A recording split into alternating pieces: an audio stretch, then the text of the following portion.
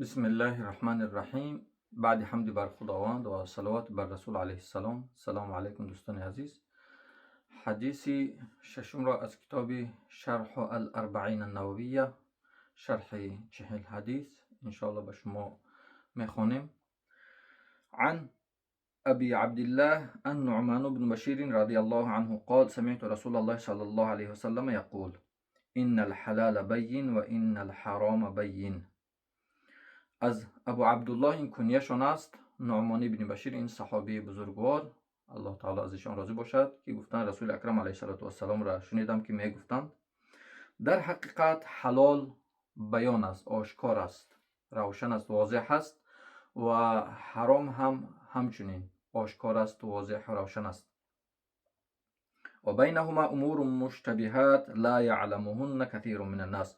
و بین این حلال و این حرام که آشکار و واضح هستند، چیزهایی که الله جل جلاله در قرآن یا که رسول اکرم علیه السلام در حدیث هاشون گفتگی هستند، فرمودگی هستند، حلال آشکار و واضح است و حرام هم همچنین. و بین همین دو کارهای چیزهایی هست که شبهه هستند. شبهه به معنای هم به حلال مانند هستند، هم به حرام مانند هستند. بسیاری از مردم این شبهه ها را نمیدانند. فمن اتقى الشبهات فقد استبرأ لدینه و عرضه. پس هر انسانی که از شبهه ها پرهیز کرد، پس برای دینش و برای ناموسش پاکی جست است، پاکی طلب کرده است. و من وقع فی الشبهات وقع فی الحرام.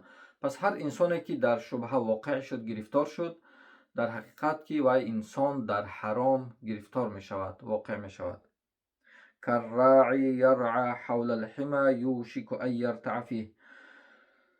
رسول اکرم علیه السلام مانند کردن انسانی را که به شبهه گرفتار می شود، رفته رفته به حرام گرفتار می شود، مانند یک چوپان، یک گوسفندبانی که گوسفنداش در اطراف یک ممنوعگاه زپرت نیزانه می چراند. یک جایی که ممکن است که گوسفند چراند و اون برده گوسفنداش در اطراف همون ممنوعگاه می چراند. یوشک ان یرتع فیه، گمان است که همون گوسفندا به همون ممنوعگاه داخل شوند، واقع شوند. الا و ان لكل ملك حمى الا و ان حمى الله محارمه.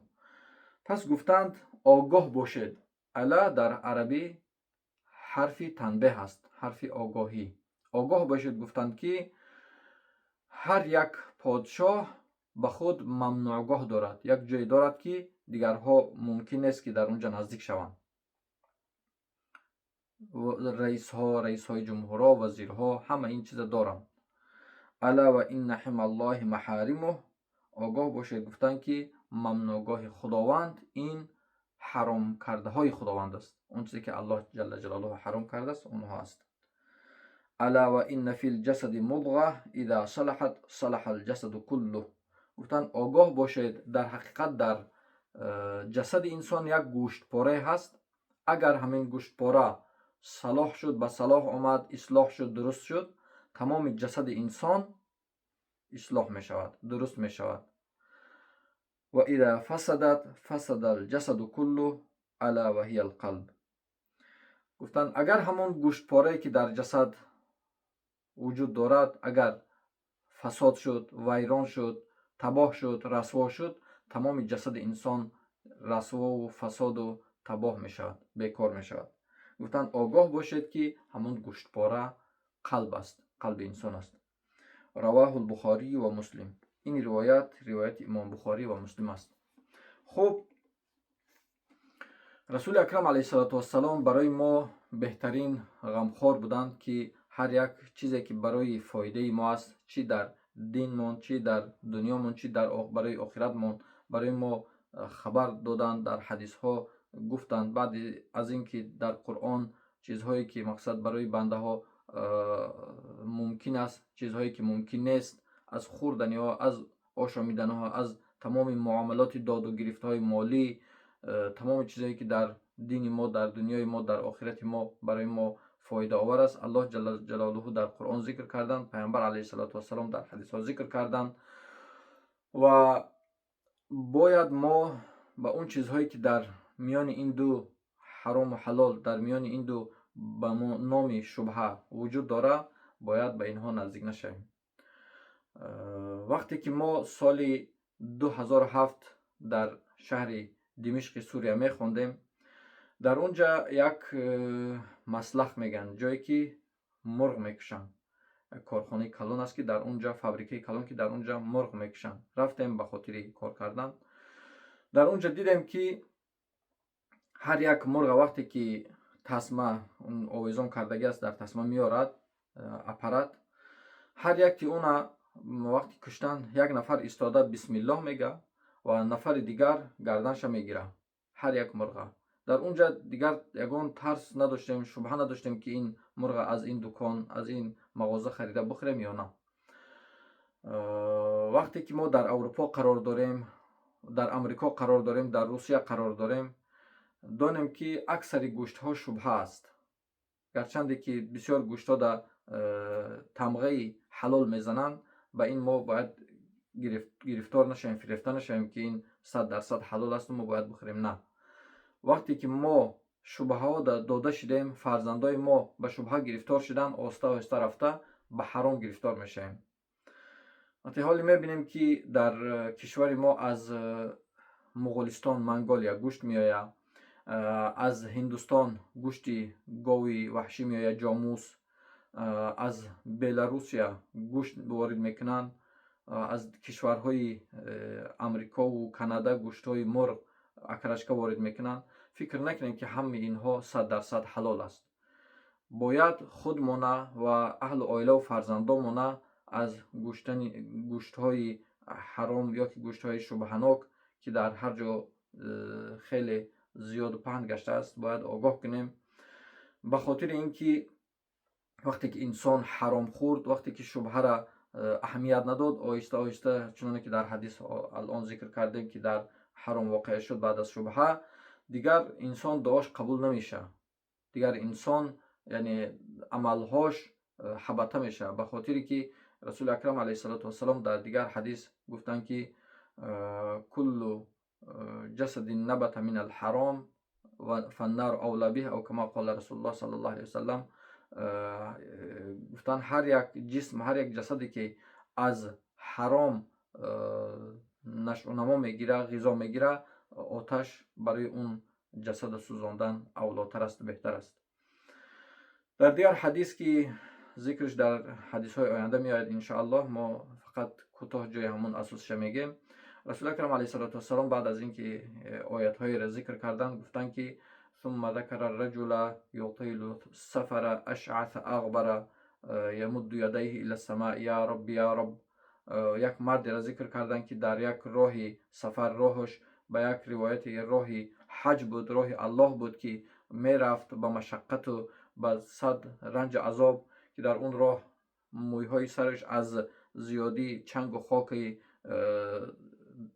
صحرا و بیابان پر از چنگ و خاک شدگی بود، ژولیده شدگی بود موهای سرش، همه لباساش چرکین شدگی بود، پر از چنگ خاک شدگی بود. با وجود همین مشقت و رنج عذاب سفر دستهاش بالا برداشته میگفت یا رب یا رب، ای پروردگار، ای پروردگار من.